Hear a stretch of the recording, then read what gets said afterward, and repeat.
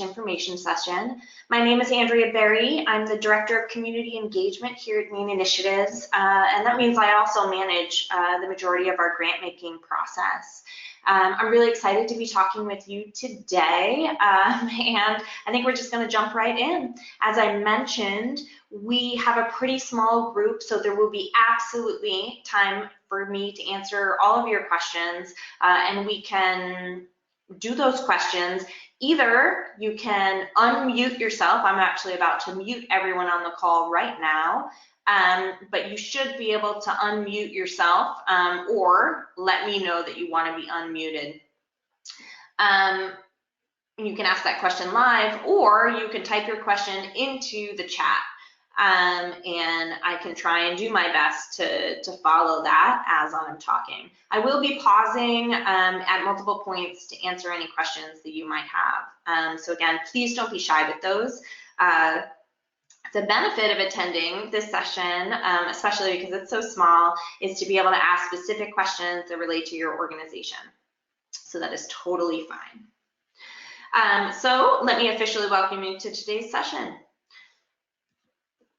All right. So I just want to give you a quick overview of what we're going to be talking about. We are here to talk about our 2018 Grants for Change session, our Grants for Change program. We are going to be giving out 10 general operating grants that total $25,000 each, and that's spread out over 3 years.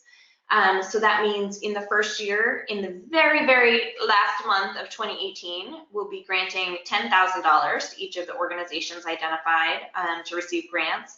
In the last month of 2019, we'll deliver the next $10,000. And in the last month of 2020, can't believe I'm saying that, is the final installment of $5,000.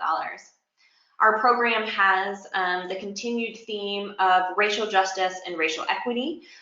We'll also be talking today about our grantee cohort approach, and I won't let you leave without offering you an invitation to join our participatory grant making process. But before we jump in any further, I do want to give you a quick overview of Maine Initiatives. So Maine Initiatives is 25 years old. We are a social justice focused organization, and what I would describe us as a progressive community-based foundation. The progressive part means we focus on social, economic, and environmental justice, and really all of those topics at large. We do work in all of those areas, but specifically as we've dived a little bit deeper into our work in the last few years, we do take this specific lens on racial justice, which we'll talk about in just a second. The community-based foundation part of who we are has to do with what we do and how we do it. So we are a foundation. We give out money to the community, and Grants for Change is our absolute biggest grant-making program. We give out $250,000 a year through this program to support racial justice and racial equity work happening in the state of Maine. But the community-based program, or community-based part of our description, is really key here. And that means that we're not sitting on a giant endowment where we pull that money from. We actually raise all of the money that we grant out every single year. So we have very intimate experience in what it means to be a fundraising organization, just like many of you who are on the phone today. We write grants ourselves to raise money for our work. And so we really understand the trials and tribulations of being a fundraising organization, being a development staff member, or being an organization like us that doesn't have a development staff member, and how all of us need to pitch in and be part of that process. So we raise money from the community, most often in small donations under $100, and we pool those donations in order to make grants. The community-based piece of our description not only relates to how we raise our money, but how we give out our money as well. We are not your typical foundation. There are no men in suits in a back room smoking cigars, making decisions about where the money goes. We empower our community to make decisions about who should be funded in the areas that are most directly impacting the community. So in this case, all of Mainers are welcome to join us in our participatory grant-making process to make decisions about where this racial justice and racial equity funding should go. So as a grant applicant, your organization will apply to Grants for Change, and at the same time, we recognize that you are the ones who have the most experience, who have the deepest connection to issues of racial injustice and inequity, and that we want you to be part of the decision-making team.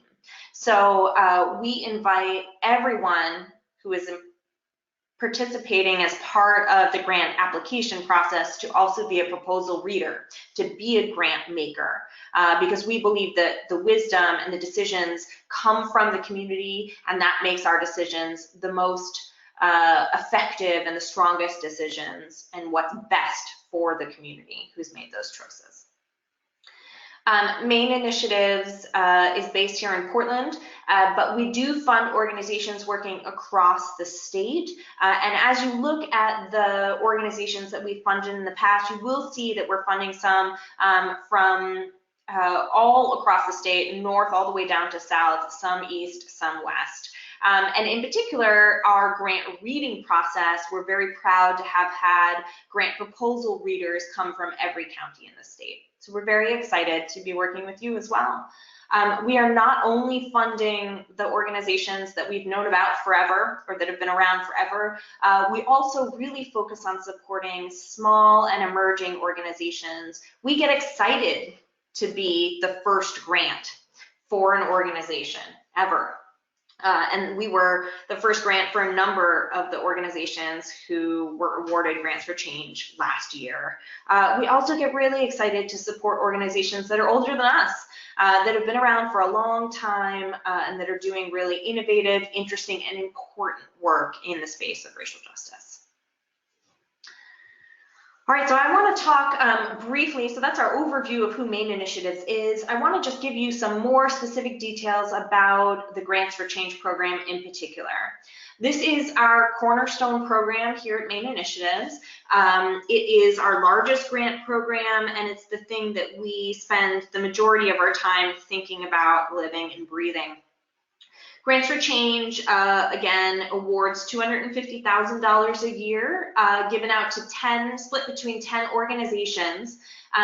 We will announce the new grantees late in the fall, probably right around Thanksgiving of 2018, and we will be making grants of $25,000 a year. And this is here written out what I just said, which is $10,000 of that funding will come in 2018, $10,000 in 2019, and the final $5,000 in 2020. Important for you to know is that these grants are general operating grants. We trust you, and we want to empower you to make the best decisions with the money that you have, and that is key. We know that you need money to keep the lights on. We know you need money to pay your staff, and that is really how your work happens. And so you are empowered to use this general operating funds in whatever way makes sense. That also means that the application centers around your organization and not a particular program of your organization. And so we are really here supporting the work of a whole organization. We know, importantly, that many of your organizations don't have the words racial justice in your mission, that they are doing a whole lot of other things. But in our view, there's a wide breadth of work that fits into this grand mission of advancing racial justice and racial equity in our state. And I'll talk about that a little more. We find it to be very important to give you some basis of a description or definition of what we mean by racial justice and racial equity, and I want to read that here for you. But I also want you to recognize the intentionally wide open definition that we present. Part of this program, an essential part of this program, is to empower organizations that are applying to Grants for Change to tell us what their definition of racial justice is and explain how their work interfaces with the racial justice work that's happening in our state. Because we recognize that racial justice comes in all forms. Racial justice is immigrants' rights work. Racial justice work is gender equity work. It is criminal justice work. It is housing equity. It is health care. It is so many different things. It's tribal sovereignty. It is environmental justice and economic justice. All of those things fall under the wide umbrella of the work of racial justice and racial equity in our state. Our definition here, and the one that we talk about in our grant request for proposals, is as follows. We believe that racial justice and equity are aspirational values of our community. We affirm our collective commitment to creating a community in which all people are equally seen, valued, and respected, and race is not predictive of life outcomes. And again, not only is this process an opportunity for your organization to explain how you fit into this broad vision of racial justice and racial equity in Maine, we also use our grant reading process for individual proposal readers to explore their understanding of racial justice. We'll talk more about them and their process in a little bit, but we essentially have created a grant reading process that empowers the participants to ask themselves, why am I so drawn to one type of proposal and not another? What does my definition of racial justice and racial equity have to do with the definition that this organization's proposal is presenting? And so we're really pushing this kind of continual collective defining of what racial justice and racial equity mean to our community, recognizing that it's always changing and it's a big tent. It's a lot of different work, and all of that work together is what we need to advance justice and equity in our state. Now, I want to run through some specific questions that we hear a lot about this definition of racial justice and racial equity, and about the racial justice nature of this grant program. Once I go through these questions, I'm going to pause and see if anyone has additional questions that you want to ask about this topic. So the first question that we get a lot, so this is our third year of doing this racial justice program, and every single time we offer an information session, we hear, can we apply if racial justice is not the central focus of our work? And to that, I say absolutely yes. We recognize that there are very few organizations in the state of Maine who specifically and vocally focus on racial justice as the core center of their work. We absolutely want to support those organizations, and we are very encouraging of them to apply for this program and have funded a number of them already. But we also recognize that racial injustice comes in many forms, and that we absolutely want to support organizations who are applying a racial justice lens to whatever kind of work they're doing, or doing programs that are specifically focused on advancing racial justice and racial equity in our state. So you do not have to have racial justice as the central focus of your organization to apply, and you do not have to have racial justice and racial equity as the central focus of your work to receive a grant.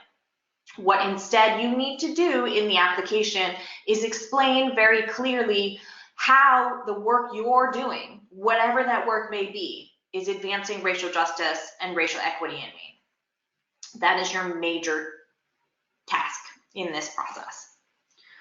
Our second question falls right on the heels of that, which is, what if we do other things in addition to racial justice and racial equity work? And again, I say, absolutely, that is totally fine. Foundations in Maine, not only foundations in Maine, really foundations across our country, but specifically here in Maine, have almost deterred organizations from saying that they do racial justice, because we weren't funding it, no one was talking about it, and to a certain extent, it was scary to a lot of the foundations out there doing social justice work. We know that we are not the first, but we are one of the few organizations or foundations in our community that explicitly support racial justice and racial equity work.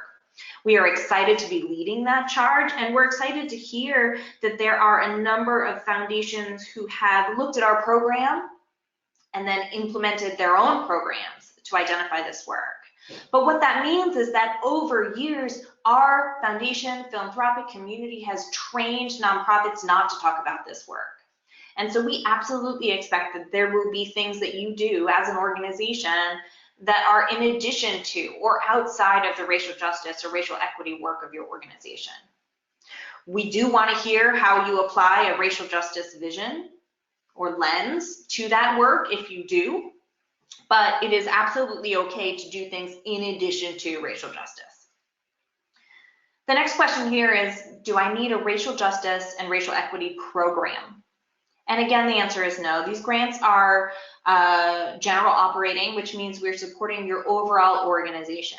What you do need to do is explain to us in the application why what you're doing advances racial justice and racial equity. But you do not need to apply with a program, because again, these are general operating grants, so they're supporting your organization overall. The next question here is probably the most tricky, which is, our organization is not led by people of color. Will we still qualify? The answer is yes.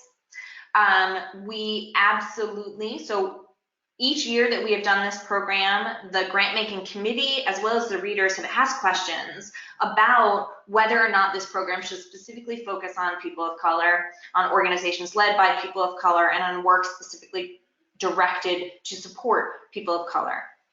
And we see a yes and vision to this question, that we absolutely are going to support organizations led by and specifically supporting people of color, but we also recognize that racial injustice and racial inequity are not only the problems of people of color in our community, they are created by and reinforced by white folks. And it is our responsibility as an organization who is working to advance racial justice and racial equity that we recognize that we also then need to fund the work that is specifically targeting the white population in Maine to advance this work, to bring the white population to the table. And so our grant making committee has identified both categories, organizations led by people of color and focused on people of color, and organizations that are specifically working with the white community or led by white individuals as categories that we are looking to fund. There is a question in the application new this year that specifically asks the question, is your organization led by people of color? When you're scrolling through or looking through the request for proposals, you'll see it directly after the board list. The question is a yes or no question, but then there's an open response box underneath. And in that open response box, I really encourage you to take some space and time to articulate why your leadership is devised the way it is. If your organization is led by all people of color, explain why. Why did you make that decision? Why is that important to you? If your organization has a mix of people of color and white Mainers or white folks, explain why. If your organization is specifically led only by white folks, explain why. Give us an explanation as to how decisions are made at your organization and who is in leadership positions or decision-making positions, because it is an important factor as to which grants are given out. And I think a lot of how you answer this question, especially if you are a white-led organization, is going to put you in the, yeah, we're really excited about this, or it just feels like this doesn't hit the mark. So take some time with that question to explore your answers and articulate why. If you don't have people of color on your board, we want to know what efforts you're making to bring people of color onto your board. If you are led by all people of color, talk about why that's important and why those specific leadership decisions were made. Give us some extra insight there. My final question here that we hear all the time is, what if our work only focuses on a single community? And I want to say here again that any model is welcome. So in the past, we've supported very specific organizations. The Somali Bantu community of Lewiston and Auburn is one example of something that is hyper focused on a particular ethnic group in a particular geographic location. We also support organizations that are statewide and focusing on a whole vast group of individuals, or focusing on just everyone in the state. Either of those ends of the spectrum or anywhere in between are completely welcome in this process. All right, so before I move on and talk about our grantee cohort approach, I want to pause here and see if anybody has any questions. You should be able to unmute your own phone by clicking on the little, you've got a red microphone thing, and clicking on that, and that should unmute you. If that doesn't work, or if you'd just rather type into the chat, feel free to do so, and I'd love to take your questions. So anybody have any questions specifically about the racial justice and racial equity topic or focus?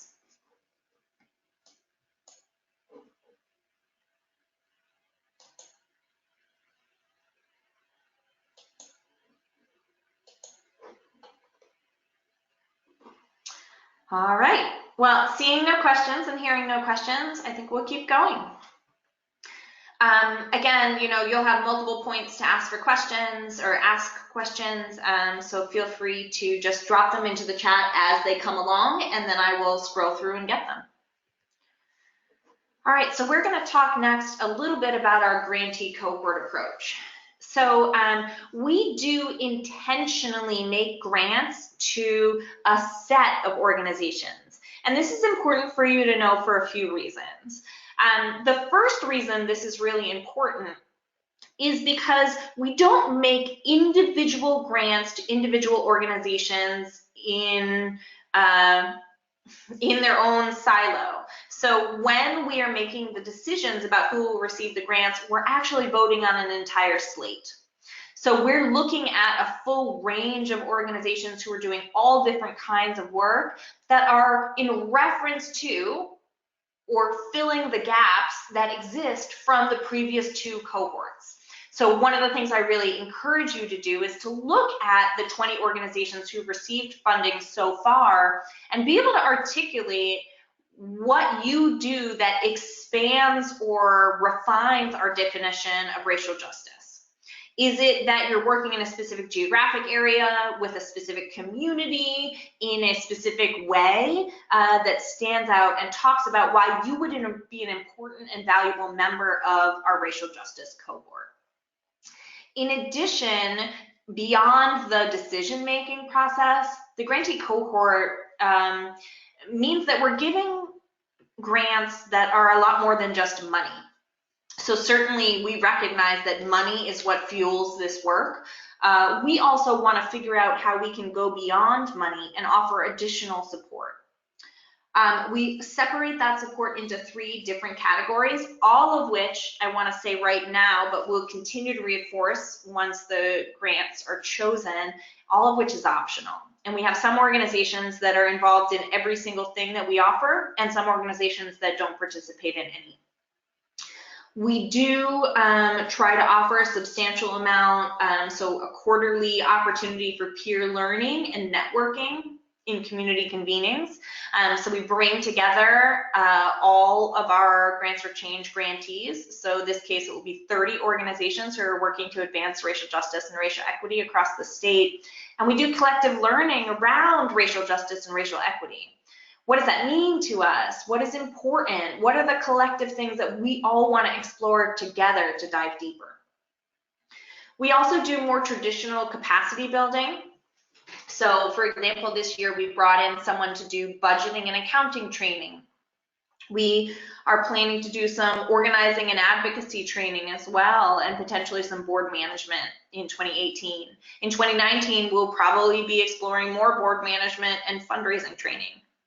So we're trying to offer things that respond directly to the needs and requests of our grantees. And finally, we work really hard to create community engagement activities and to build awareness for our grantees with the wider Maine community. That takes many forms.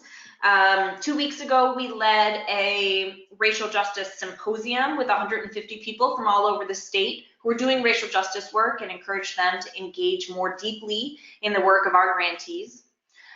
In July, we'll be hosting a social justice street fair in Portland, and all of our grantees will have tables and be able to talk to members of the community. We also hope in the future to do workshops based on topics. So it might be a farm tour during harvest season between all of the different food security groups that we're working with, or a panel discussion about criminal justice and youth incarceration. So we're very much looking forward to identifying ways that we can support organizations through our convening power as a foundation. So how do I use my power? So when I say come to the table, often people come because I work at a foundation. So how can I use that energy and power to support the grantees that we work with, as well, honestly, to support all the organizations who apply to the Grants for Change program? In addition to the grantee cohort approach, I want to talk a little bit about our participatory grant making program. After I talk about this, I'll pause and see if you have any questions, and then we'll spend the second half of today's session diving into the application itself. I want to review some specific questions just to make sure that you understand what it is that we're asking you to do in the application. I really do encourage you all to be part of the participatory grant making process. This is how the community reads and evaluates grant proposals and chooses who the grantees will be. It is a two-part process. Everyone is encouraged to join us as a reader, and in fact, after the application deadline for grant proposals passes, so that's July 20th, we'll send out an email the following week encouraging everyone who's applied to join us as a proposal reader. We will manage all of the conflicts of interest, but again, we really value your thoughts, perspective, and voice, knowing that you are doing this work. And so we want to encourage you to participate on both sides, both as an applicant and as an evaluator and a grant maker. The first part of the process is to be a reader. You need to be a reader in order to be part of the grant making committee. Readers read 3 proposals each, and we say it takes a total of 5 to 10 hours from the moment that you apply all the way to completing the process, and that's spread between July and September. In reality, it's probably way less than that. Each proposal takes somewhere between 30 minutes and an hour to read, depends on how thorough you are and how many times you want to read it and how much you type into your evaluation. But it's a pretty light commitment. You have a month to read proposals, and you can do it on your own time at the beach, which is what I do, at home, drinking some coffee, or at work, whatever you'd like to do. The second part of the process is our grant making committee. So some of our organizations, some of our readers join us on the grant making committee. So that's a subset of, last year we had 253 people participate as readers, and we had 45 of those readers join us on the grant making committee. We select a range of individuals coming from 4 categories. The first are our board members. The second are other foundations, representatives from across the state, as well as other philanthropists. The third category are our grantees. Each one of the Grants for Change grantees sends 1 representative to be part of the grant making committee. And then there's a group of community members, so folks who are bringing lived experience or work experience or academic experience to this conversation, who we want to make sure that their voice is represented in the process. If you are interested in being part of the grant making committee, again, you do need to apply to be a reader. And from that reader pool, we'll be selecting the committee. That is the same 5 to 10 hours over July through September, but then also there is a required 3-day in-person retreat, October 18th through 20th, which will be happening at the Schoodic Institute in Acadia National Park. We cover all expenses as well as travel, food, lodging for that retreat. but you will have to be there if you'd like to be on the committee for the full 3 days. So we hear a lot of questions about the proposal reading process because it's something that nobody else in the country, certainly not in Maine, but nobody else in the country is really doing. So I'll run through these questions fairly quickly. The first one is, who can be a proposal reader? And the answer is everyone, really everyone. We, again, encourage folks who are interacting with, whether as a staff member, a board member, a client, a volunteer, with all of the organizations doing this work who apply to be part of our proposal reading process. We will work with students as young as high school, all the way up, and we're very excited to have people participate. We have heard from some organizations that they've actually asked their entire board to participate, or high school or college classes that have asked an entire group of individuals to participate in the process. And if that is of interest to you, please do let us know, and we can make sure to give you a tailored selection of organizations that you'll be reading so that you can have a productive conversation about them. Next question is, how will the grant making committee be chosen? I just explained the categories. So our board members and our grantees are already, and then again, we separate out, we try to bring in some philanthropists and foundation staff members so that we can try and share our model with others. And then we do have an opportunity to select other individuals from the community, and a selection of the people planning our grant making retreat, and our board and staff select those individuals. Next question here is, what if I have a connection to an applicant organization? And again, we see that as a positive. Please do apply. We have a very complicated but efficient conflict of interest process that we manage all conflicts of interest. And so we absolutely encourage you to apply, and you won't be reading any proposals that make you feel conflicted about participating in the process. If you want to be on the grant making committee, but you cannot be at the October 18 through 20 retreat, my answer to you is, I'm sorry, but that is a requirement. If you are unavailable to be on the retreat committee, that's fine. We do still encourage you to be a proposal reader, which you can do from anywhere, and there are no required dates. And the last question here is, do I have to have specific expertise in racial justice and racial equity to apply? And the answer here is no.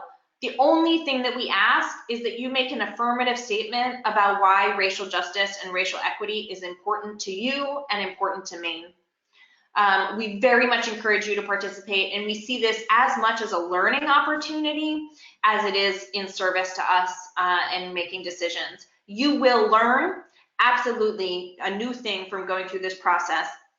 Additionally, we offer some resource guides so you can learn more deeply about specific topics if you have questions, and we're always available to answer anything that you wonder about. We want you to participate in this process if you feel like you have things to learn. That's a positive. All right, so before I go on to talking specifically about the application, I want to pause here and see if there are any questions that have come up. Again, feel free to unmute your phone, or probably easier would be to type a question into the chat.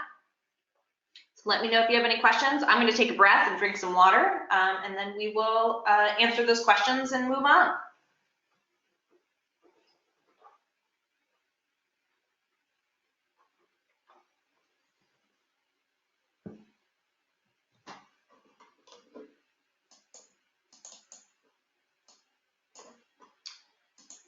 Okay, well, seeing no questions means I'm super thorough, I know. We'll move on. So I just want to make sure you get some important key pieces of logistics. The first one is that applications are due Friday, July 20th at 5 p.m. Please email them to proposals@maineinitiatives.org. We don't do your standard online system because in my experience, those are pretty glitchy, and the worst thing in the world is when you've entered everything and then it doesn't go in. So we stick with the more old school model in which type everything into a Word document that you can download from our website. So there should be an editable Word document with all the proposal questions. Type it in, send us an email to proposals@maineinitiatives.org. You'll receive immediate confirmation back that we've received your application, and then we will look through everything and follow up with you moving forward. But again, applications are due Friday, July 20th at 5 p.m. to proposals@maineinitiatives.org. I encourage you to go on our website and read all the application materials. I've also emailed to all of you about 15 minutes before the session started the link to our request for proposals. It is the exact same content that you can find on our website, but it's just been a little bit more fancy designed so that it's easier for you to peruse through and read and access. Again, there's a downloadable Word document on the website itself, and I would encourage you to use that when you're filling out your application. Any questions before I move on and spend about 10 minutes going through the narrative and the application itself in depth?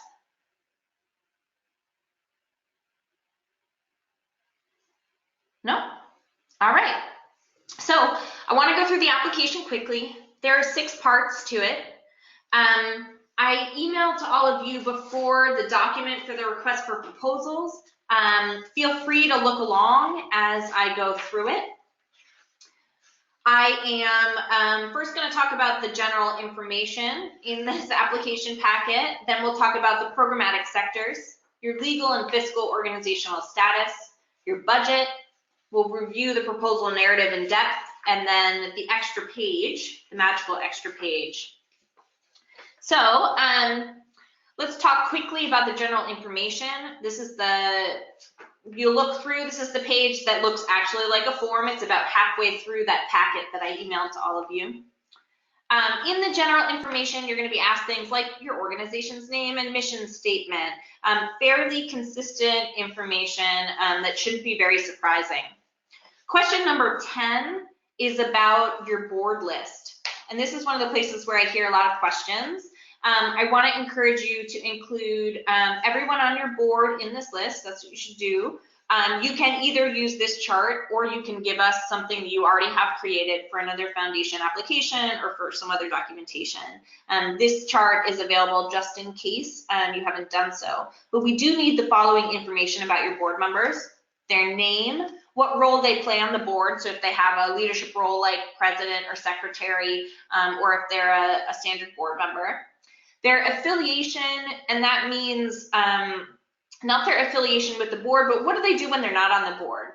It might be their job, if they don't have a formal job, some other volunteer role. It might say stay-at-home mom. It can say whatever you'd like, but what do they do when they're not working on your board? And their town of residence. We'd like to know where folks are from so we can get an understanding of the breadth of where you're pulling from. Then question 11 is the question I mentioned before. Is your organization led by people of color? Again, this is a yes/no question with a space underneath for you to respond about why you answered the question the way you did and what your leadership model and staff structure looks like. Feel free to include bios of staff here. Feel free to give us a paragraph about why your setup looks the way it does, or what you're hoping to change in the future if you are planning to make some changes. Both our grant making committee and the proposal readers ask a lot of questions about this, and so instead of us trying to figure that out through some complicated set of qualifiers that we weren't sharing with you, which didn't feel very comfortable, we wanted to give you this opportunity to make that explanation for yourself. All right, so that is the end of the general information. Section number 2 is the programmatic sectors. This is a small but very important piece of our proposal. It's only 2 questions. The first one is you have to choose from a list of programmatic sectors: agriculture and food security, arts and culture, Black liberation, criminal justice, decolonization, etc. We asked you to choose 3 of those sections. There is an other option, which you can absolutely use. I just ask you to only include 1 choice of other. If you either don't put enough, you put too many, you put 3 others, you'll get a phone call from us because we do need you to narrow this down. In full transparency, these groupings, these sector categories, are how we manage conflicts of interest and content knowledge through our grant making committee process. So we use these really actively. So do make some clear decisions about what are the strongest areas that you work in. There's an option which is new this year to explain why you chose those 3 sectors. And if you feel like you would have actually chosen 7, you can use this paragraph to explain that, why you picked the top 3 you did, and then what are the other ones that you would have also included, or why did you not include something that was probably obvious. For example, we had some organizations who work in immigrants' rights not identify immigrants' rights as a core area of what they do because they were doing specifically education, they were doing gender equity work, and they were doing health equity work, and they identified those 3 as more important or kind of more focus points. This paragraph will give you a chance to explain why you've made those decisions. Moving on to the 3rd section, section C, the legal and fiscal organization information. We ask for you to identify, are you a member of a tribal entity? If that is true, then the rest of the information isn't necessary. If you are not, then we do need to know about your organization's 501c3 status. It is absolutely okay and appropriate for you to not be a 501c3 nonprofit, but then we ask that you have a 501c3 as your fiscal sponsor. Excuse me. So please do put down your fiscal sponsor. If you are an organization and you don't have a fiscal sponsor, so if you're a newly emerging group and you don't have a fiscal sponsor, feel free to get in touch with us. And we can walk you through what we know as some of the options in the community and help you through that process. So don't use this as a gating criteria. If you feel like you don't fit into this category, please get in touch with us and we can help you out. Additionally, the budget size, which is the next category, are only essentially gating criteria or eligibility criteria. So we ask that organizations have budgets of under $1 million. If you happen to be working with a fiscal agent who is larger than $1 million, that is okay as long as your program is under $1 million or your organization.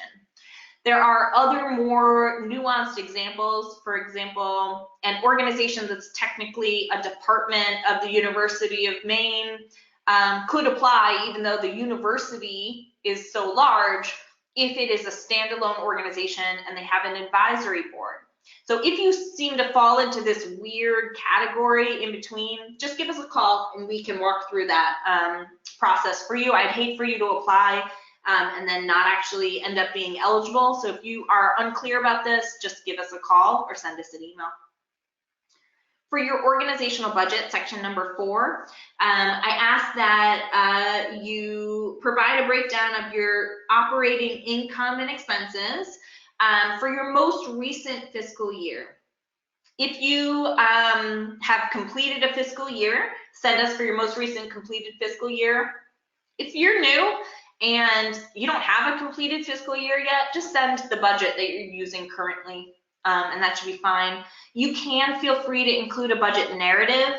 So what does all of this stuff mean into the document that you send? And if you're big enough to have an audit, please do send that along as well. We've offered you a budget template. It is the same template that the Maine Community Foundation uses.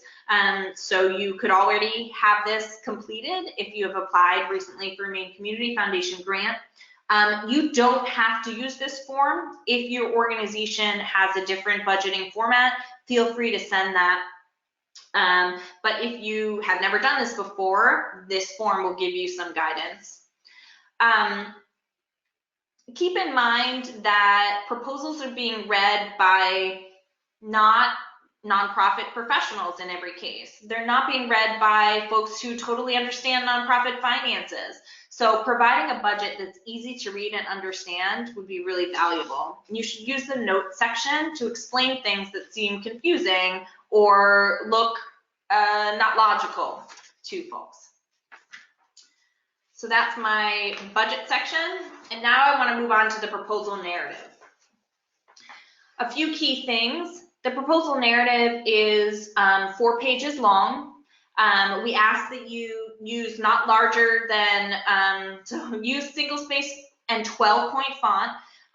We had one organization send in a proposal with crazy font in the first year that was just really difficult to read.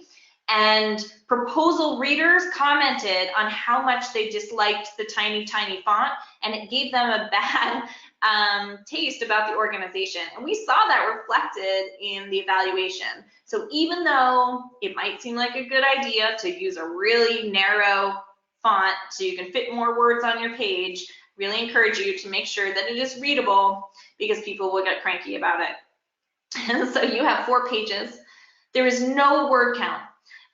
There's no character count. I don't want you going through your proposal and changing AND to an ampersand to try and pull text onto a page. Stick to your 4 pages. Don't worry about your word or character count. Use single spaced and 12-point font. Importantly, this narrative is meant to be conversational, and it needs to be approachable. So again, this is not people who have read proposals for their entire career evaluating your organization. This is your neighbor, your sister, your mom, my volunteers, your buddy, reading these proposals who may have interest but no experience or understanding of what you do.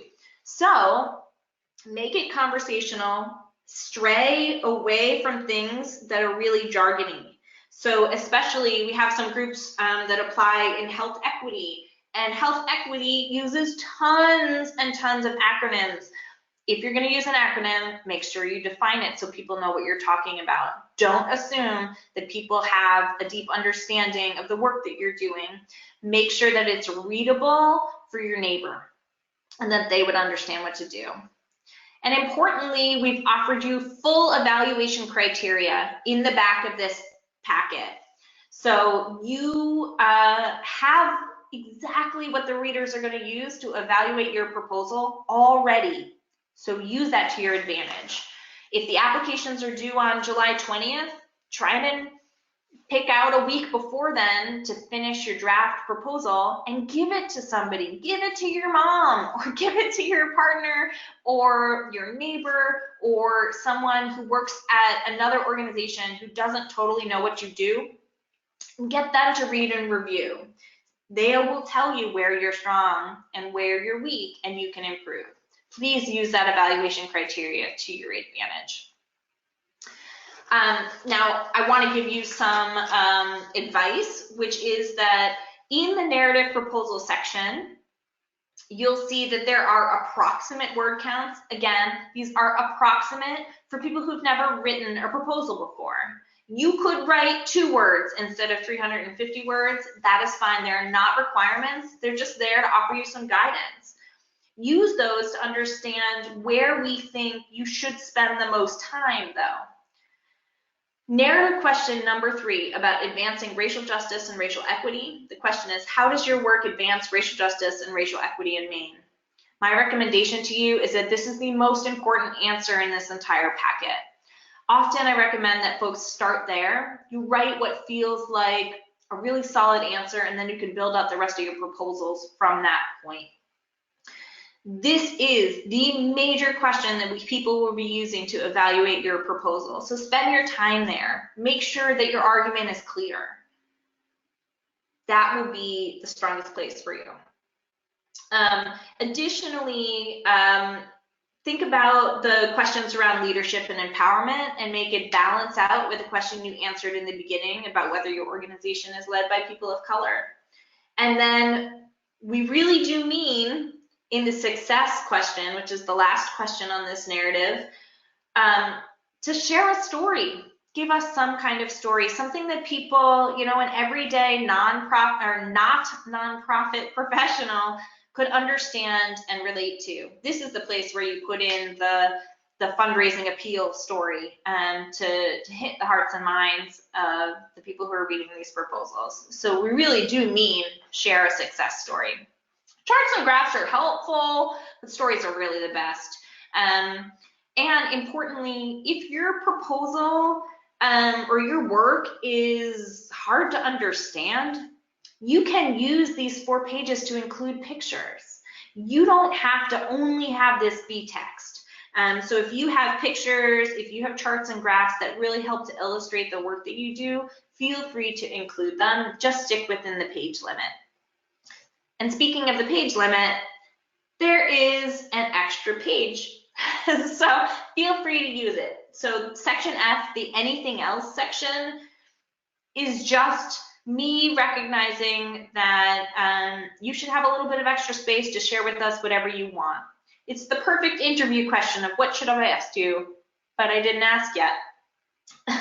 So feel free to use that page. You can use it to write 5 pages of narrative instead of 4. You could use it to put links to articles or resources you want people to look at, which they may or may not look at. You could use it to put pictures or newspaper clippings, or one organization last year used it to put a speech that they had written for a specific event. Be creative, use this space however you feel fit. All right, and that is the end of the proposal narrative. Again, I just want to make one last pitch for the evaluation criteria. You have everything that the readers will use to evaluate your proposal, and I really encourage you to use that to your advantage. At minimum, look it through and ask those questions of yourself. But the best case scenario would be giving it to someone and asking them to use that proposal narrative, or sorry, the evaluation criteria to evaluate what it is that you've written. All right, and so this brings me to the end of our formally